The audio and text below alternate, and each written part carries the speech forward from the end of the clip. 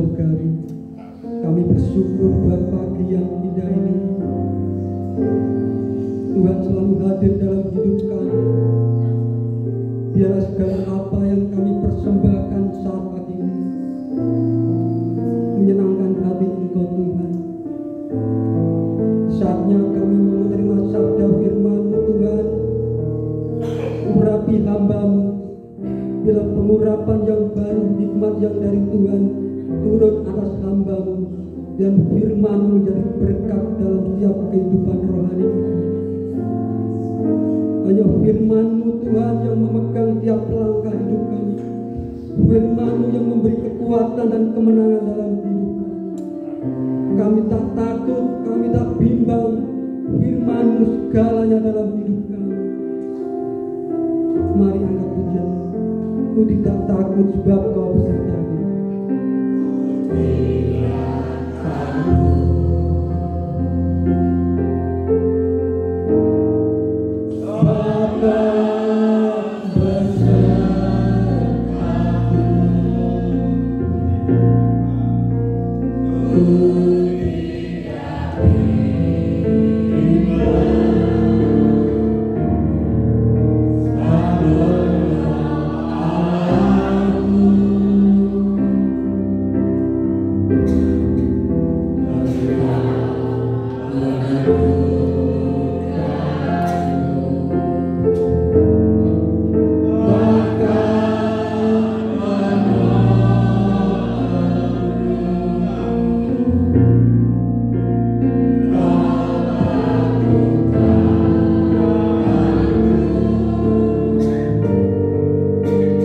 Yesus Tuhan, Yesus Tuhan.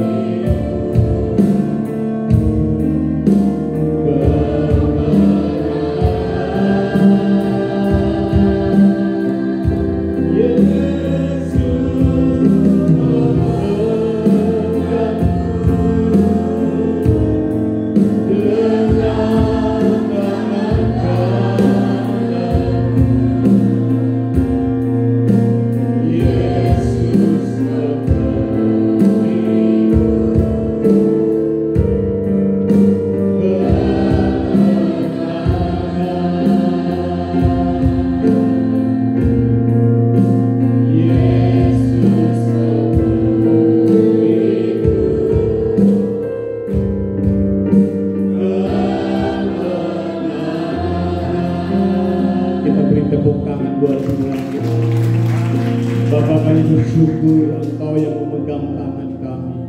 Itu sebabnya kami tetap berdiri kokoh di hadirat Tuhan. Karena yang menopang kami adalah Kristus Tuhan, Sang Juru Selamat kami.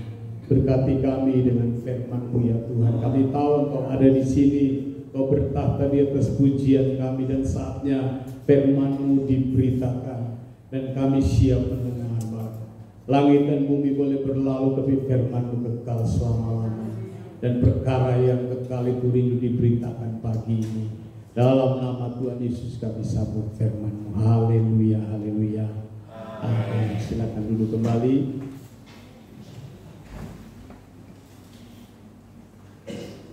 Puji Tuhan, sudah diberkati Tuhan.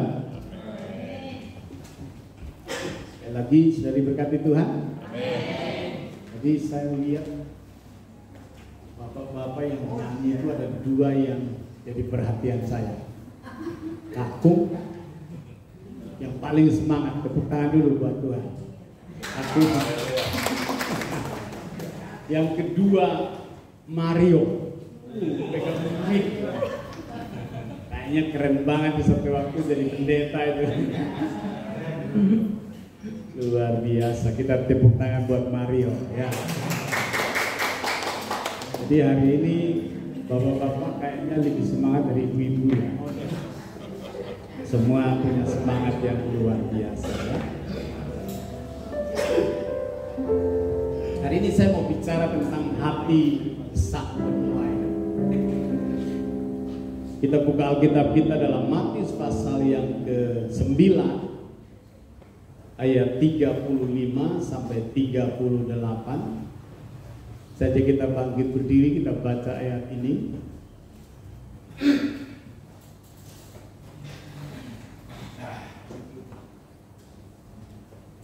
Dua, tiga. Demikianlah Yesus berkeliling ke semua kota dan desa.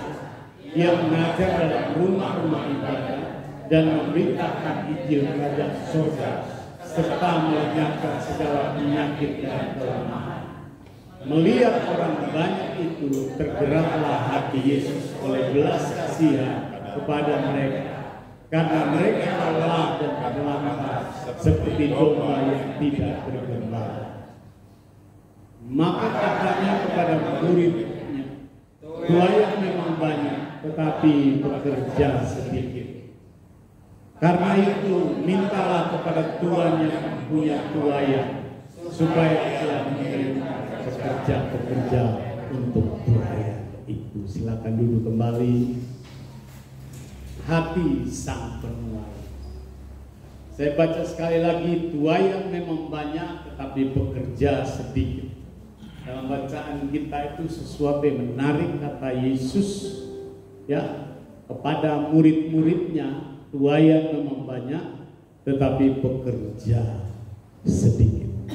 Karena itu mintalah kepada Tuhan yang mempunyai tuayan, supaya Ia mengirimkan pekerja untuk tuayan.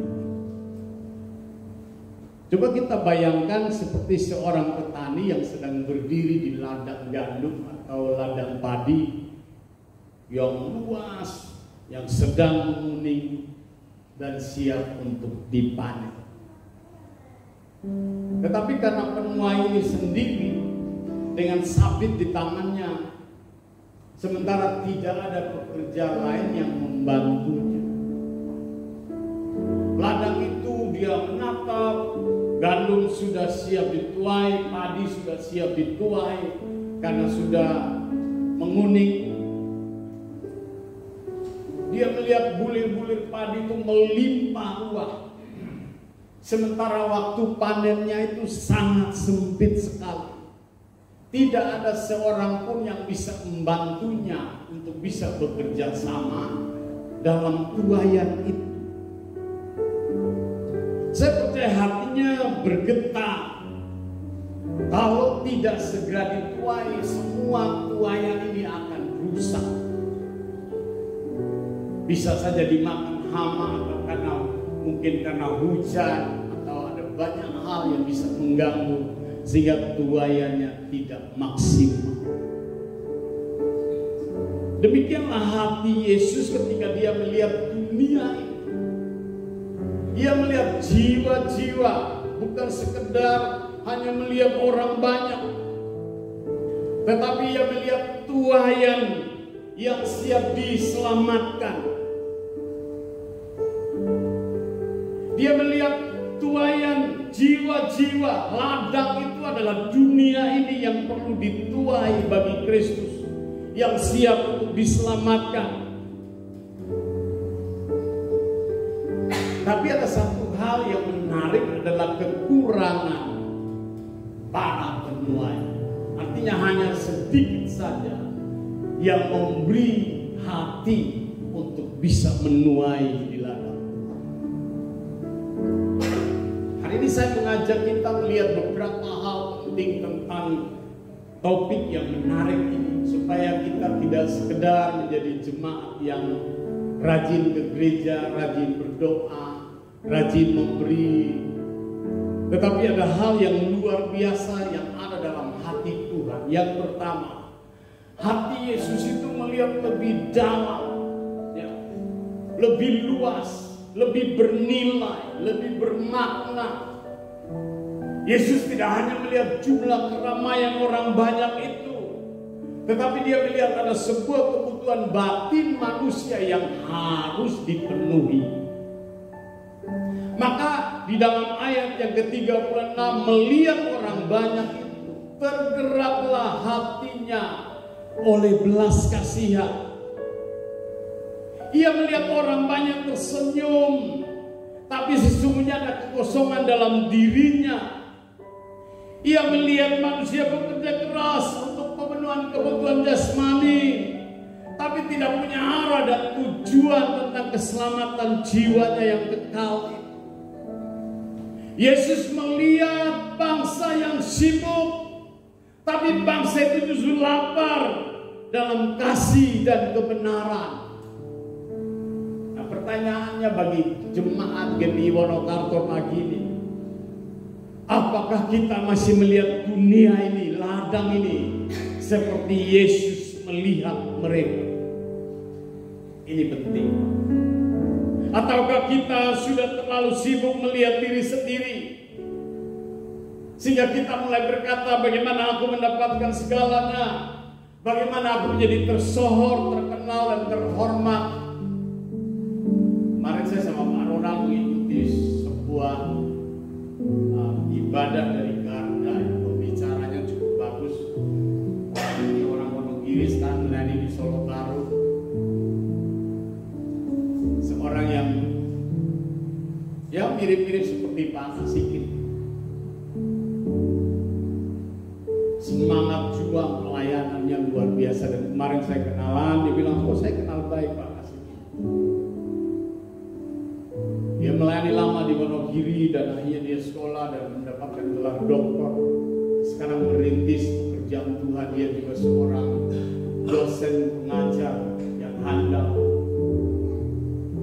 Dalam surveinya dia menemukan bahwa setiap hari ada 75.000 orang masuk digiring, mati tidak mengenal Injil. Di Nigeria satu hari 35 orang dibunuh karena imannya kepada Yesus Kristus Tuhan. Nah, kalau mereka mati dalam Tuhan itu tidak jadi soal. Makanya gerejanya itu berkembang luar biasa. Dia latih jemaatnya setiap hari satu orang berdoa buat 7 jiwa. Setiap hari. Saudara bisa mempraktekkan itu dalam kehidupan sehari-hari. Ada teman, sahabat, kenalan, orang tua, mungkin suami atau istri. Mungkin mereka bisa senyum, tetapi sebenarnya di dalam dirinya ada kekosongan yang luar biasa. Mungkin mereka punya segalanya, tetapi sebenarnya jiwa mereka merintih, sebab iblis sedang menggiring mereka kepada kebinasaan kekal. mengajak kita. Apakah kita masih melihat dunia seperti Yesus melihat? Ataukah kita hanya fokus kepada diri sendiri? Bagaimana mendapatkan segala sesuatu untuk pemenuhan kebutuhan jasmania? Bagaimana menjadi orang yang tersohor, terkenal, terhormat, terpandang di tengah-tengah masyarakat kita? Bagaimana tentang diriku? Semua fokus kepada diri sendiri. Nah, hari ini saya mengajak kita melihat dunia yang terhilang seperti Yesus melihat mereka yang terhilang. Di garis bawahi seperti domba yang tidak bergembala. Jadi hati Yesus itu menusuk sampai ke kedalaman melihat jiwa manusia yang terhilang karena mereka tidak mengenal jalan keselamatan. Saya kalau setiap kali mendengar di toa-toa innalillahi wa inna ilaihi rajiun, saya berdoa, Tuhan, jangan sampai mereka meninggal sebelum mengenal keselamatan. Satu lagi orang digiring kepada kebinasaan, sementara hati kita tidak tergerak oleh belas kasihan, sebab mereka terhilang selama. Ini sesuatu yang mengerikan, Bapak. Saudara bisa bayangkan orang tua yang membesarkan kita, yang melahirkan kita, yang mendidik kita, tapi akhirnya mereka terbuang dari hadirat Tuhan. Itu mengenaskan, Bapak. Mereka adalah target dari penginjilan kita, target dari doa-doa kita. Saudara bisa mengadopsi doa Yesus dan berkata, Tuhan, kirim penuai. Mungkin kalau saya yang pergi mereka menolak, tapi Tuhan pertemukan dengan orang-orang yang tepat supaya mereka bisa dibawa kepada keselamatan yang kekal.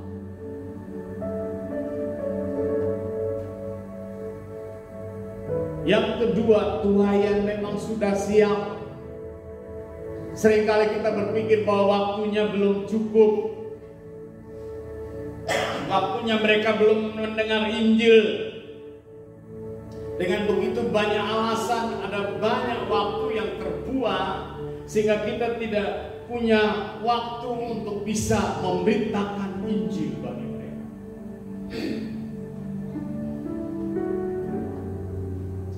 Tapi Yesus berkata, ladang sudah menguning, siap untuk dituai.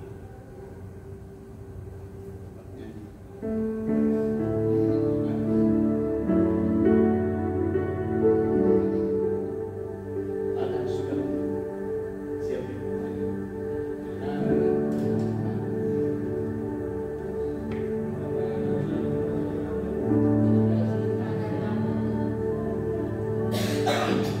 Tanda-tanda telah nyata, hujan akhir telah tiba. Allah sedang melawan umatnya. Ladang telah menguning, siap untuk dituai. Banyak jiwa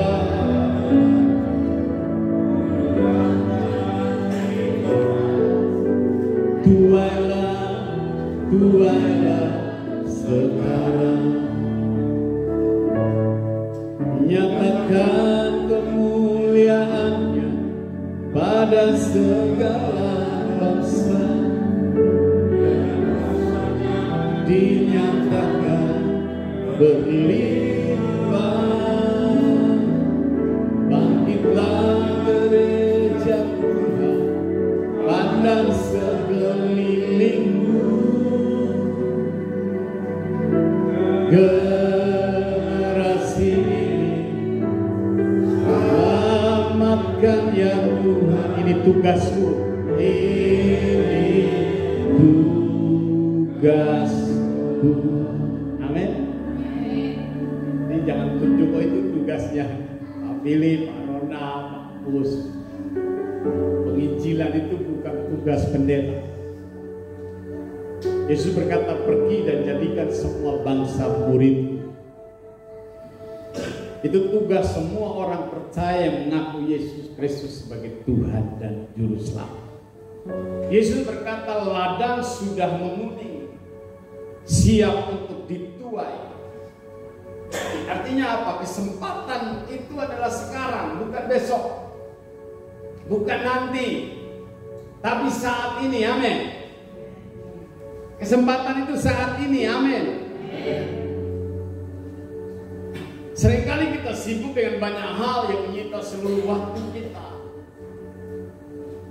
Sementara ada banyak orang di sekitar kita, ada tetangga kita, teman kerja kita, bahkan keluarga kita sedang menuju kepada kebinasaan kekal.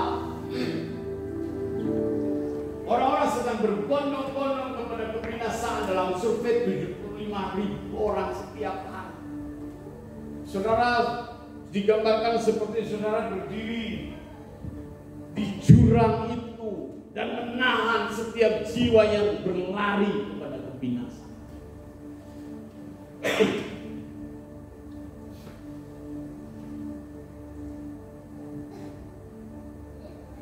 Coba saya kasih sebuah ilustrasi biar kita mengerti. Saya panggil anak muda 4 orang itu. Nah, sini 4 orang. Ya, kita harus praktekkan.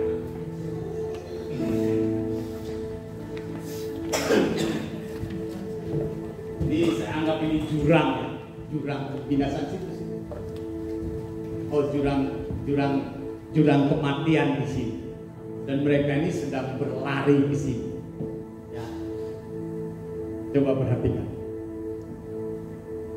Lari ke sini, jurang. Ayo, jangan lari. Masih jurang.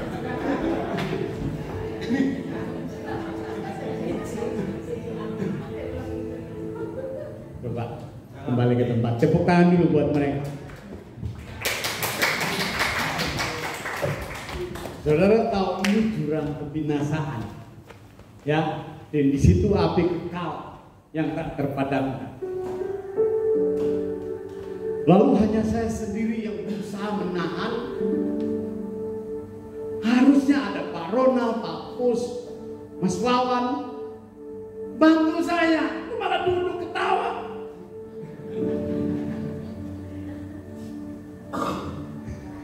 Betul nggak? Saudara tertawa, musiknya dekat sini nggak bantu.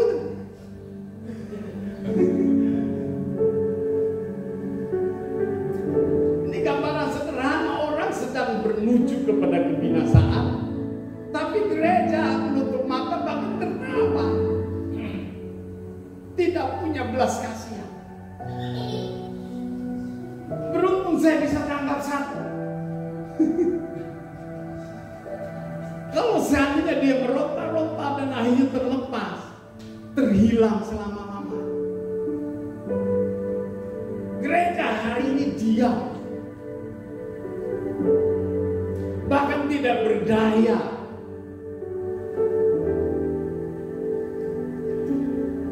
Seandainya deretan sini sudah diselamatkan, lalu yang sebelah kanan ini belum, ini hanya gambar. Mereka sedang lari ke sana. Harusnya kita berdiri paling depan menahan mereka, supaya mereka tidak binasa selama-lama. Bukannya jadi penonton.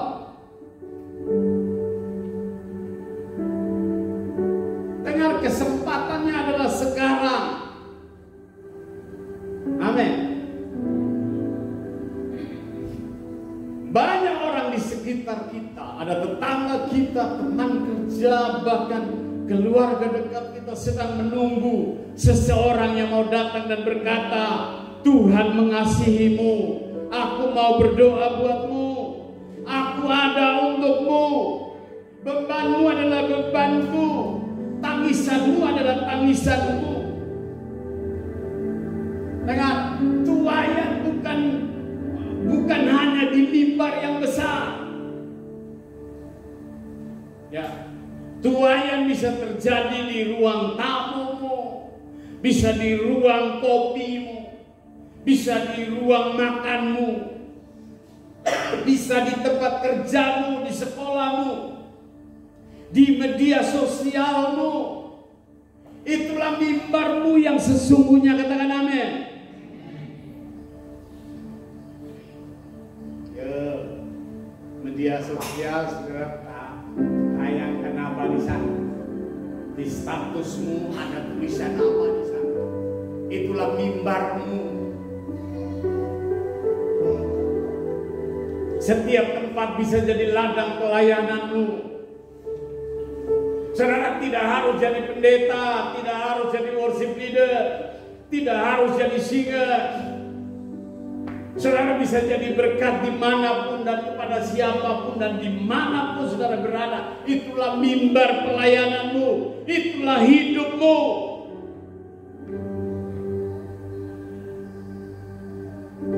Saya ajak kita punya beban.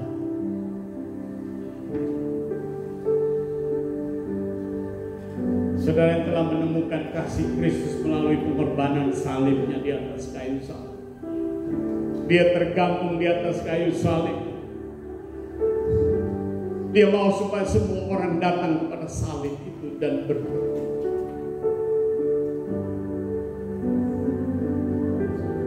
Ku datang pada salib itu.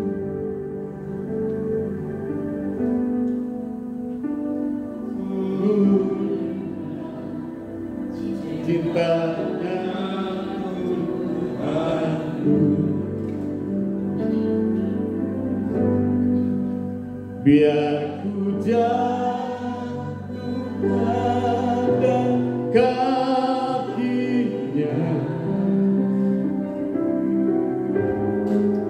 sana ku dapat ampun dosa.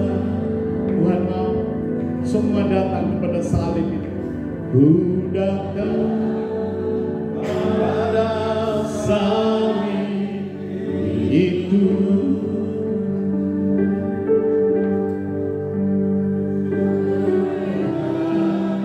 Cintanya yang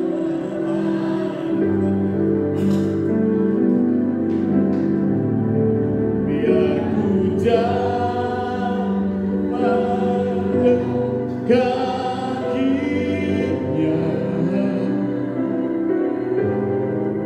sana ku dapat ampun dosa.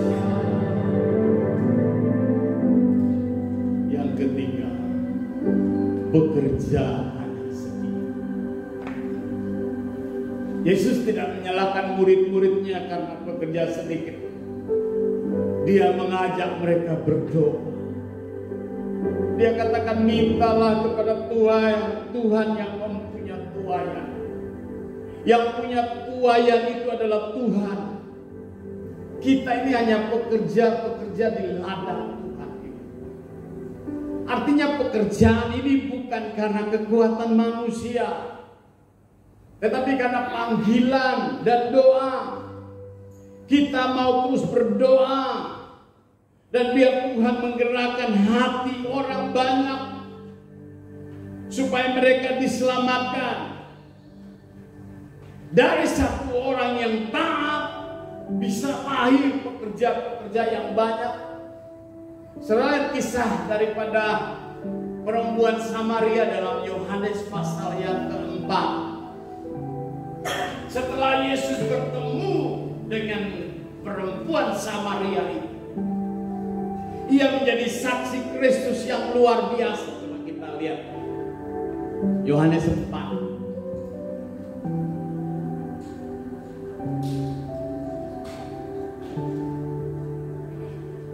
Kita baca ya.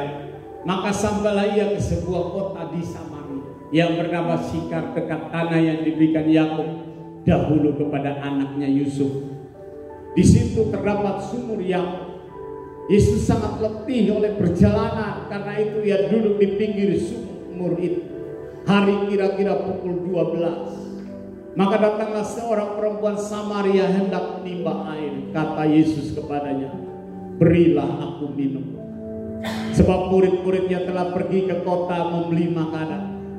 Maka kata perempuan Samaria itu kepadanya, masakan engkau seorang Yahudi minta minum kepadaku seorang Samaria? Sebab orang Yahudi tidak bergaul dengan orang Samaria. Jawab Yesus kepadanya, jikalau engkau tahu tentang karunia Allah dan siapakah dia yang berkata kepadamu, berilah aku minum, niscaya engkau telah meminta kepadanya dan ia telah memberikan kepadamu air hidup. Kata perempuan itu kepadanya, Tuhan, engkau tidak punya timba dan sumur ini amat dalam. Dari manakah engkau memperoleh air hidup itu? Apakah engkau lebih besar daripada bapa kami Yakub yang memberikan sumur ini kepada kami dan yang telah minum sendiri dari dalamnya, ia serta anak-anaknya dan ternak? Jawab Yesus kepadanya, barang siapa minum air ini, ia akan haus lagi. Tetapi barang siapa minum air yang akan kuberikan kepadanya, ia tidak akan haus lagi untuk selama-lamanya. Sebaliknya air yang akan kuberikan kepadanya menjadi mata air dalam dirinya, yang terus-menerus memancar sampai hidup yang kekal. Kata perempuan itu kepadanya, Tuhan, berikanlah aku air itu supaya aku tidak haus dan tidak usah datang lagi ke sini untuk menimba air. Kata Yesus kepadanya, pergilah, panggillah suamimu dan datang ke sini. Kata perempuan itu, aku tidak mempunyai suami. Kata Yesus kepadanya, tepat katamu bahwa engkau tidak mempunyai suami. Sebab engkau sudah mempunyai 5 suami, dan yang ada sekarang padamu bukanlah suami. Dalam hal ini engkau berkata benar. Kata perempuan itu kepadanya, Tuhan, nyata sekarang padaku bahwa engkau seorang nabi. Nenek moyang kami menyembah di gunung, di atas gunung ini. Tetapi kamu katakan bahwa Yerusalem adalah tempat orang menyembah.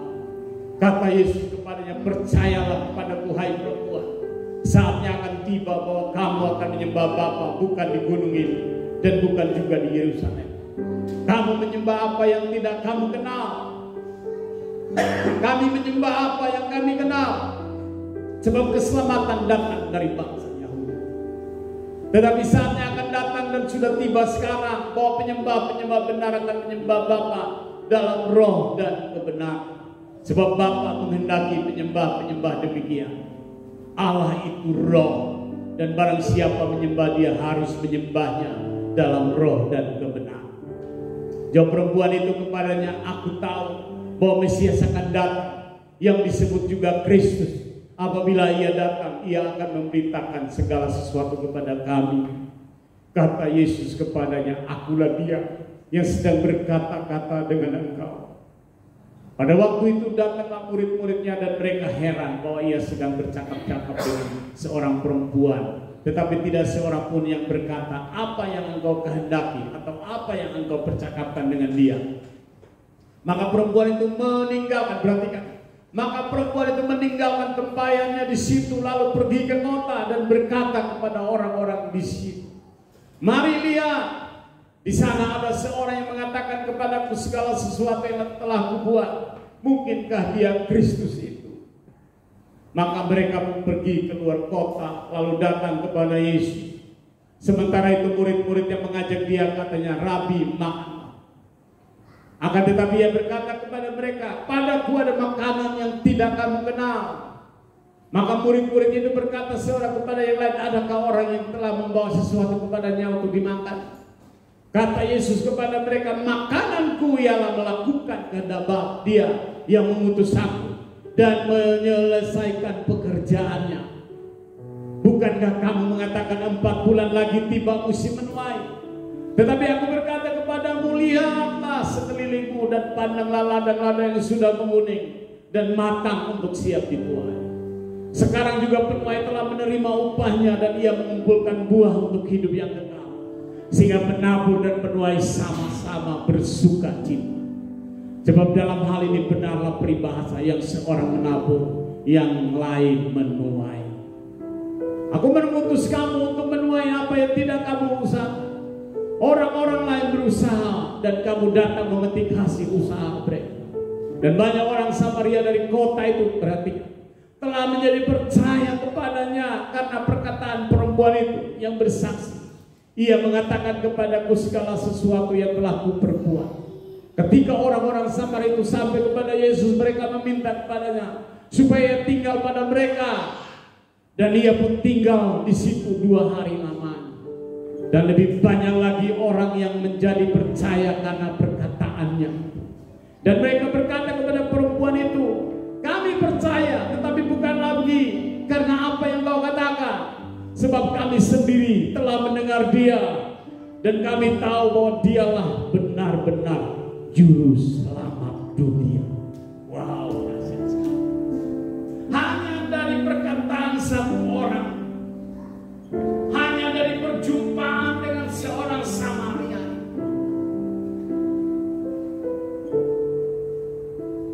satu kota dimenangkan. Ia menjadi saksi Kristus yang luar biasa. Dari satu perempuan, satu kota mendengar kabar berita yang luar biasa. Sampai orang-orang kota itu berkata, kami telah melihat dan menyaksikannya sendiri. Dan kami benar-benar percaya.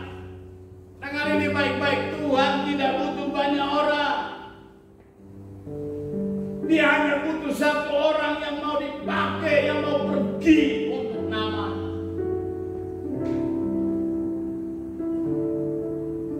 Adakah hati yang bergetar? Adakah ketika engkau mendengar firman ini, ada sebuah letupan dalam dirimu yang menggerakkan engkau untuk membawa komunitasmu kepada Kristus, untuk membawa tetanggamu kepada Kristus, untuk membawa ibumu kepada Yesus, untuk membawa suamimu dan anak-anakmu kembali kepada Yesus.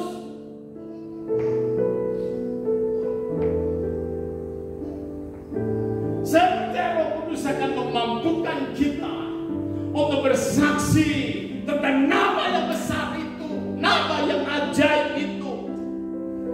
Karena hanya dia satu-satunya juru selamat dunia.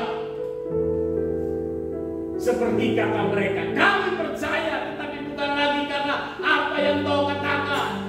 Sebab kami sendiri telah mendengar dia, dan kami tahu bahwa dialah benar-benar juru selamat dunia. Ini panggilan orang percaya, ini tanggung jawab setiap kita yang sudah percaya kepada Kristus, yang penuh dengan Roh Kudus, yang punya firman Allah, yang rajin beribadah, rajin berdoa, yang sudah dibaptis. Ini tanggung jawab setiap kita. Saya tantang kita hari ini. Dengan ini dunia berubah dengan cepat, tapi ladang itu masih sama. Banyak jiwa menunggu kabar, berita, Injil keselamatan itu. Dengar ini baik-baik, mungkin hari ini Tuhan tidak memanggilmu menjadi pendeta di mimbar. Tetapi engkau bisa menjadi pekerja di ladang Tuhan, di keluarga, di tempat kerjamu, di sekolahmu, di media sosialmu. Tuhan mencari bukan orang yang paling pandai, tapi orang yang mau berkata, Tuhan ini aku, utuslah aku. Saya masih ingat di kampus itu dulu, kalau ditanya mau melayani Tuhan, mau siap diutus ke daerah, teman-teman saya berkata siap diutus ke daerah, tapi daerah khusus ibu kota.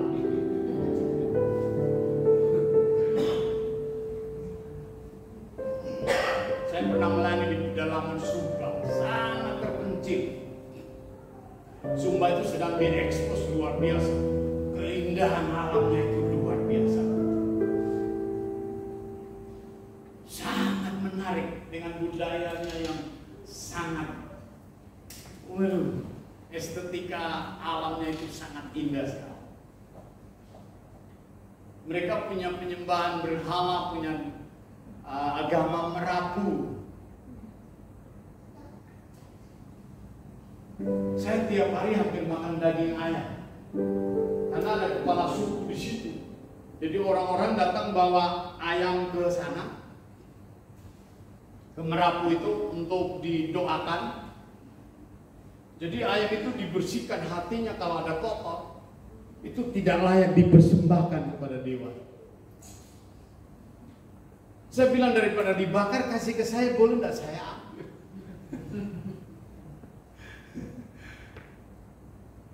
Jadi mereka betul-betul cari persembahan yang terbaik. Saya lama tinggal di Bali. Saudara lihat kalau hari-hari raya itu persembahannya yang terbaik. Buah-buahan itu yang terbaik. Apalagi kalau hari raya besi. Itu semua mobil itu kan dari besi. Jadi di mobil-mobil itu penuh dengan ayam bakar, babi bakar, ayam goreng. Adik-adik saya itu lucu-lucu. Mereka bilang begini, Pak Pendeta percaya darah Yesus bisa menyucikan. Saya percaya. Mereka datang bawa banyak-banyak. Kalau tidak jadi syak, tidak apa? Yang penting tidak ada orang Bali di sini lihat kalian lagi makan. Jadi suruh saya kudus setaikan dalam nama Yesus, saya taikan mereka makan sehat-sehat diberkati Tuhan ini. Waduh, saya ditantang seperti itu, Bapak. Ngeri. Kita sedang diperhadapkan dengan Natal.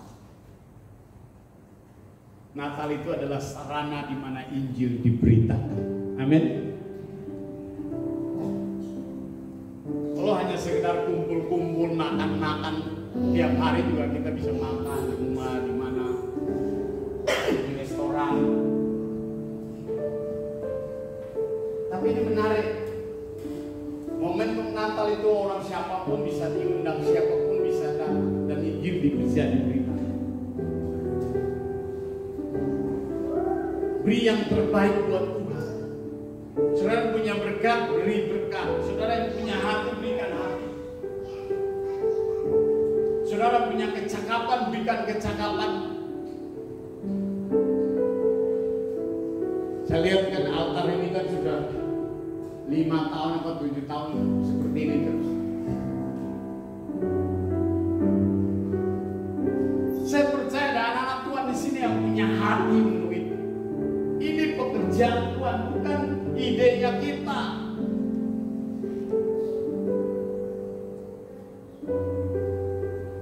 Saya tidak mau saudara, ada sekarang ada AC duduk manis, lalu dengan firman sambil ngantuk. Kalau sambil ngantuk mendingan AC-nya dimatikan biar saudara kepanasan dengan firman Tuhan sambil kipas-kipas kan tak ngantuk. Bukan itu maksudnya. Bukan karena kenyamanan itu lalu kita merasa udah di gereja daripada di rumah. Saudara datang ke gereja, mari saya sama Pak Rona, Pak Puji ceritain orang yang ke gereja besar di Solo. Semuanya gelap gulita, kursinya semua disetting gelap. Hanya ada lampu diskotik itu, ada saatnya lihat teman samping aja tidak kelihatan. Jadi, ayo mari kita ke diskotik, ternyata di gereja. Dan herannya itu banyak sekali orang ke sana. Saya jadi khawatir ke sana itu ketemu Tuhan. Saya takutnya ketemu kuntilanak. Soalnya ada jemaat kami yang ke sana dulu agak sedikit bongsor, sekarang jadi langsing. Dulu saya lihatnya kok jadi berbeda, kok ibu kok semakin muda, kenapa?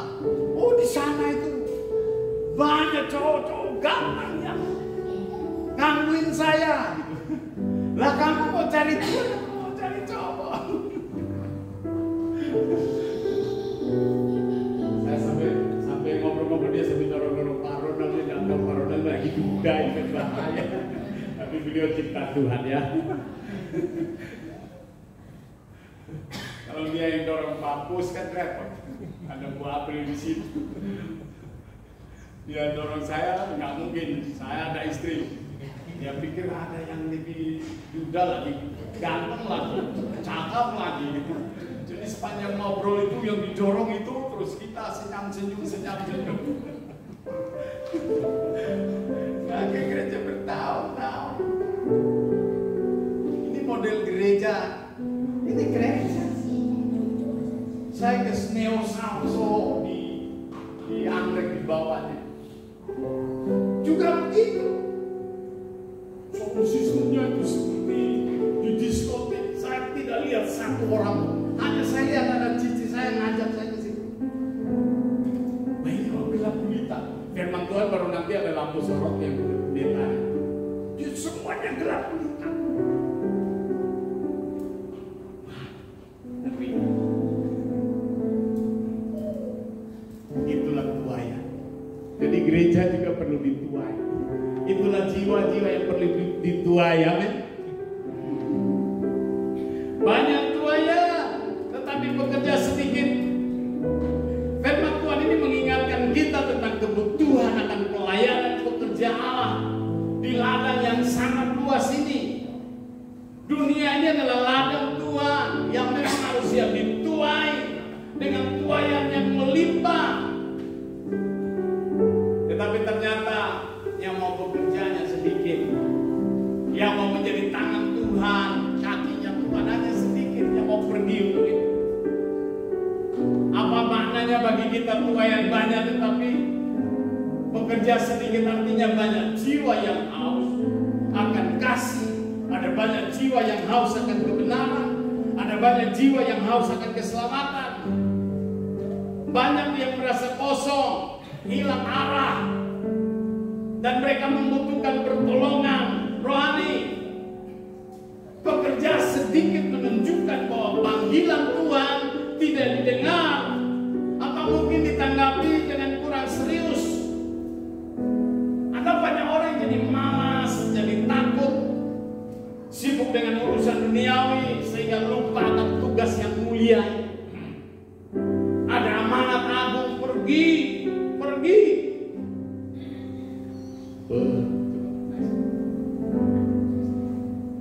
Pergilah kamu,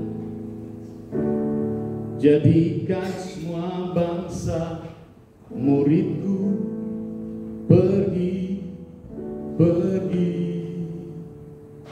Pergilah kamu, jadikan semua bangsa muridku. Pergi.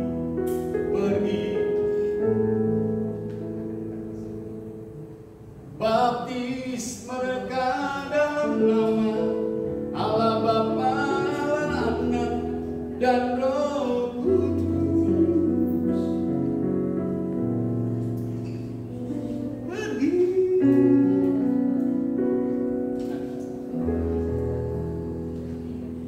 Jadi pergi, tidak boleh diam. Ini tanggung jawab semua orang percaya.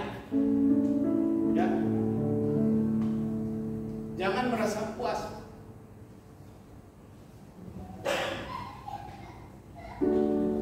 Jangan merasa mapan di bumi ini. Jangan parkir hidupmu di bumi ini.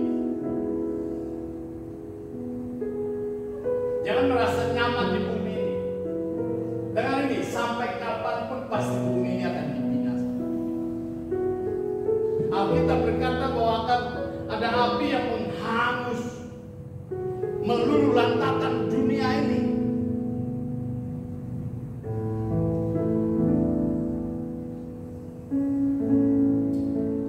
Kita diberkati bukan berarti kita nyaman dengan diri.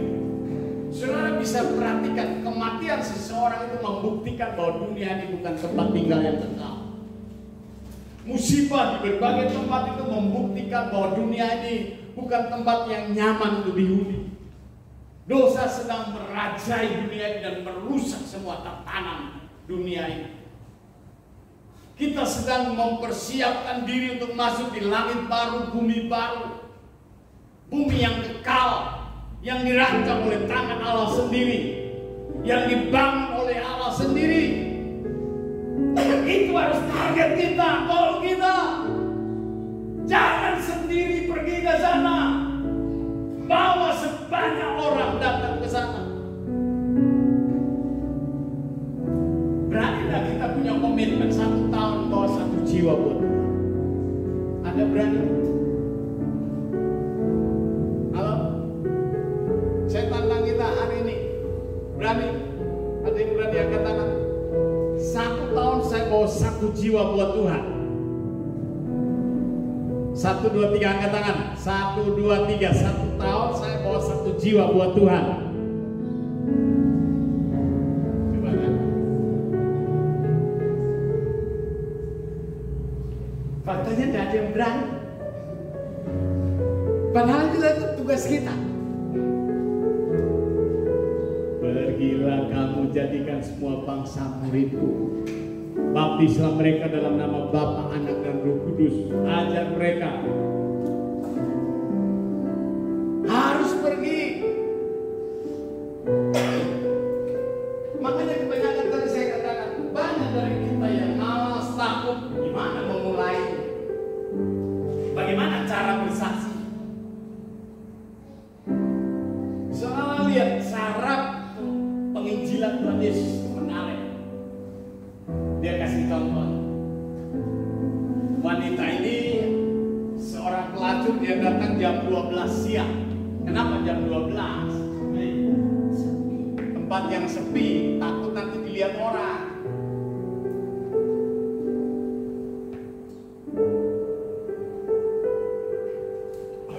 Ya. Yesus datang ke sana. Yesus minta air. Jadi cara penginjilan itu sudah datang, lihat orang sedang dalam kesulitan. Saya sama istri waktu saya ceritakan di situ, karena direkam, jadi saya ceritakan ulangan. Ada banyak orang di situ lagi makan, semua mau beli makan. Lalu ada seorang ibu yang dengan pakaiannya, saya tanya, ibu dari mana? Oh, kami baru dari rumah sakit. Kenapa anaknya? Anak saya ini setiap minggu itu bisa 3-4 kali kami datang ke rumah sakit. Kenapa? Bisu-bisu muncul di kepala, di kaki, seluruh badannya benjol-benjol, bisu-bisu. Saya tanya penyebabnya apa? Memang hobinya suka makan telur. Mungkin proteinnya kebanyakan juga muncul di mana-mana. Dia hentikan telur pun terlalu banyak yang sudah masuk dalam tubuhnya. Jadi setiap minggu itu paling 2, 3, 4 kali itu pasti operasi.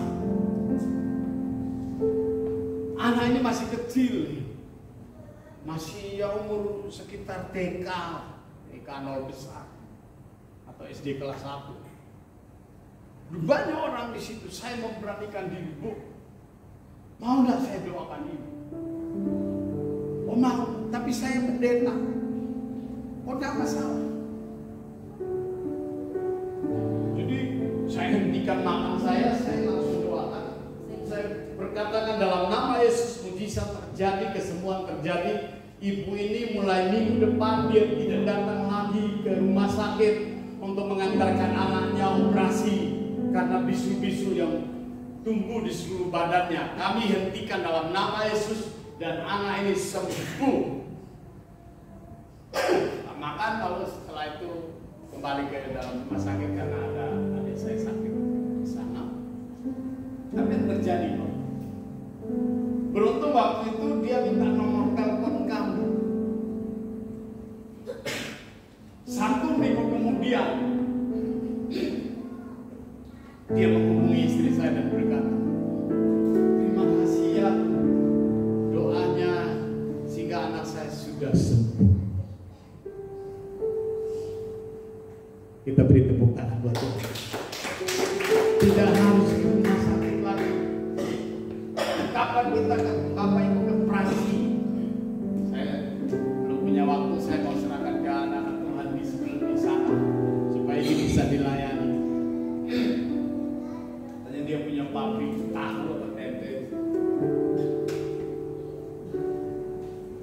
Jadi lihat kondisi orang itu, cara penginjilannya, pendekatan. Ini orang sedang dalam kesulitan apa?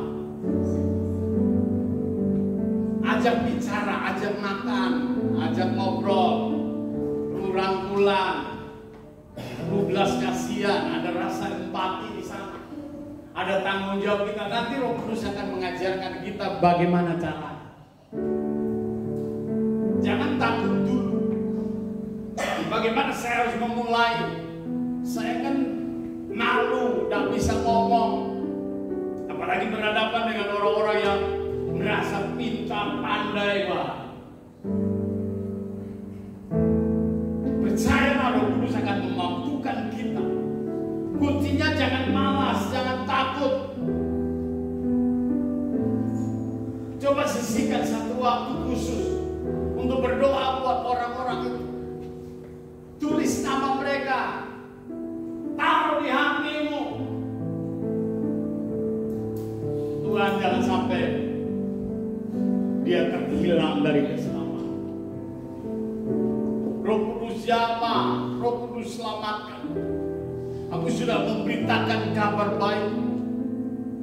Saya punya cara yang unik kok. Di media sosial saya ada banyak hal yang saya kirim, di status saya sampaikan. Dan saya lihat ada banyak orang yang nonton dan menyaksikan.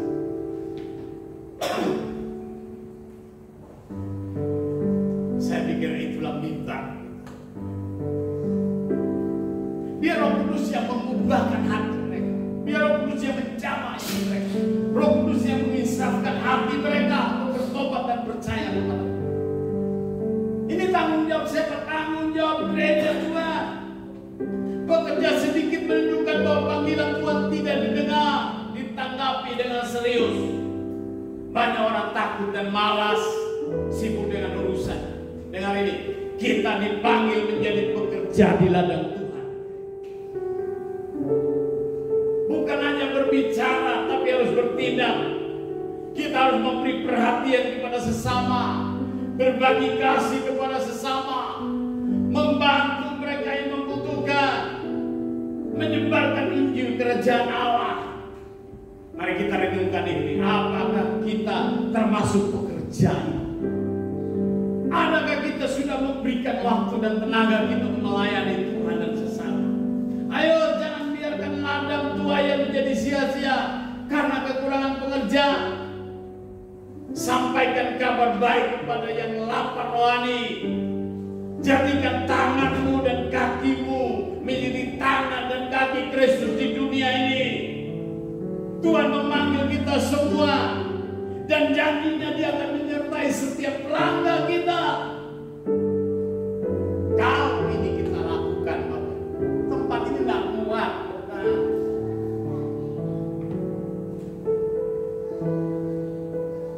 Kalau kita mau lakukan tanggung jawab kita. Dengarin ada satu ayat yang saya lupa dalam Yesaya. Kalau orang itu meninggal sementara kita belum memberitakan, darahnya ditanam atas kita. Kecuali kalau saudara beritakan Injil, dia menolak, ya silakan. Saya tahu ini bukan tugas yang gampang, tapi saya percaya Roh Kudus akan mampukan kita untuk menangkap pesan yang luar biasa. Jadi sekali lagi, Natal bukan hanya sekedar hura-hura, baju baru, makan-makan, dandan yang bagus, itu juga tidak masalah. Tapi target kita adalah orang-orang yang datang itu adalah jiwa-jiwa yang perlu dituai bagi Kristus. Ini tugas kita. Tuhan, mari kita bangkit. Ini tugas kami. Beri keberanian bagi kami. Taruhlah roh yang rela melayani dan menyenangkan hati Tuhan. Itu yang ku ingini. berikan pada kami hati yang mengasihi, jiwa-jiwa yang mengenal si Bapa, mereka yang terhilang, mereka yang dalam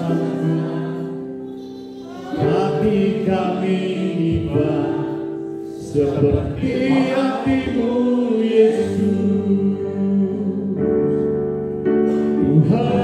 Tuhan, ini tugas kami, beri karunia bagi kami.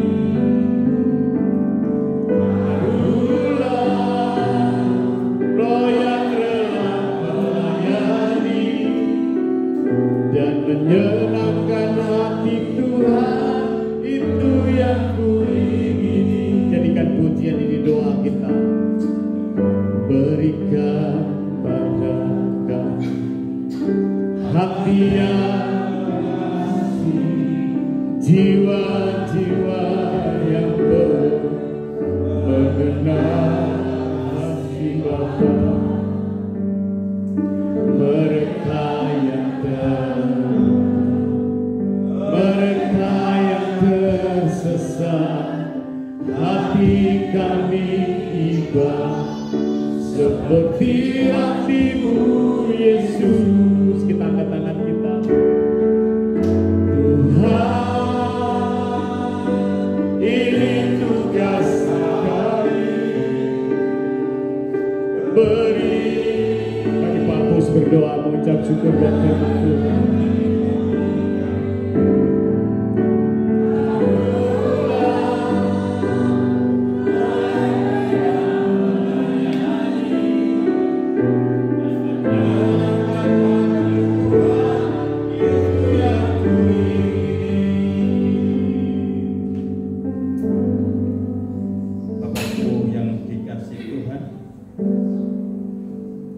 Firman Tuhan ini kita dengar dengan sangat jelas. Ladang sudah menguning, siap untuk dituai, tetapi pekerja sedikit. Pekerja adalah kita semua.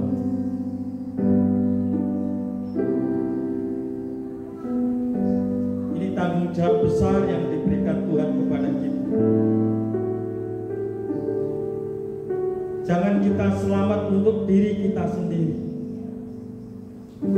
Kita harus selamat untuk keluarga, untuk saudara dekat, saudara jauh, tetangga, teman, kerabat.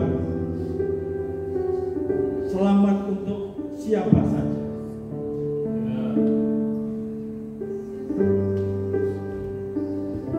Untuk itu kita perlu berlatih. Mulai sekarang berlatih dengan sungguh-sungguh, mempersiapkan diri menghadapi banyak hal, sehingga banyak orang dimenangkan bagi Yesus. Saya secara pribadi terbeban anak-anak kami, juga saudara-saudara kami. Kami sangat terbeban kepada anak angkat kami yang begitu dekat, juga orang tuanya. Karena mereka begitu mengasihi kami. Tetapi tidak cukup untuk mereka mengasihi kami, tapi dia harus mengasihi Yesus. Ya, benar. Terima kasih Bapa, terima kasih Tuhan Yesus. Sungguh luar biasa firman-Mu ini. Pakai kami sebagai alat, sehingga banyak orang terjangkau, dijangkau oleh kami semua. Orang-orang terdekat kami biar terjangkau oleh kami, dimenangkan oleh kita semua. Anak-anak kami yang mundur dimenangkan kembali buat Yesus.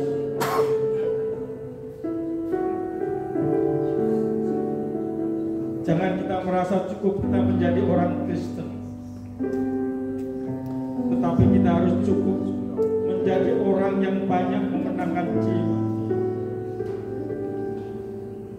Kita harus menyelamatkan mereka. Sekali lagi ini tugas yang berat, tetapi Allah sanggup melakukan segala perkara. Terima kasih Bapak, hambamu selesai berbicara. Berkati hambamu, pakai hambamu dimanapun berada, kemanapun hambamu pergi. Kiranya firman Tuhan selalu ada di dalam hidup, banyak jiwa dimenang. Demikian juga kami pendengar, kami telah mendengarkan firman-Mu ini Tuhan.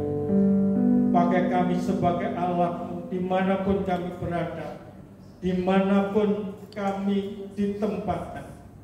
Keadaan kami seperti apa. Terima kasih Bapa, terpujilah nama-Mu.